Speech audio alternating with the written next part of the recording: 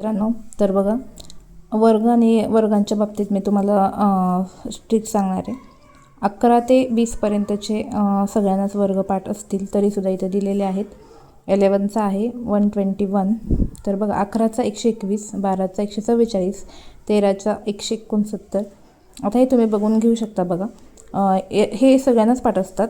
फक्त प्रॉब्लेम असतो इथनं पुढे बरेच विद्यार्थ्यांना याचे वर्ग लक्षात राहत नाहीत. त्याला मी तुम्हाला एक ट्रिक सांगणार आहे. खूप सिंपल आहे ती. बघा, आता 21 आणि 30पर्यंत. तर आपल्याला 21चा स्क्वेअर किती आहे, तर 441. आणि 22चा आहे 484. इथे 22चा लिहिला किंवा आपण इथं डायरेक्ट 29चा घ्यायचा. 29चा किती आहे, 484.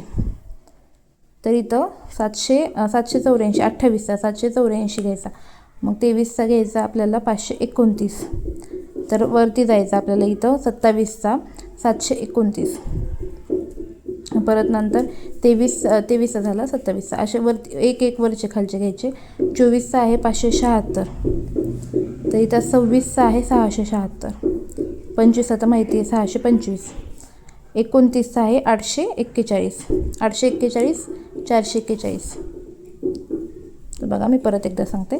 21चा आहे 441. वरती घेतला आपण डायरेक्ट इथं यायचं 29ला 841. इथं आहे 22चा 484, 28चा 784, 23चा 529, 27चा 729, 24चा 576 आणि 26चा 676. हा तर सगळ्यांना माहीत असतो. 625 25चा आणि 30चा तर 900 माहिती. तर तुम्हाला आवडला असेल तर नक्की लाईक करा, शेअर करा आणि सबस्क्राईब करा.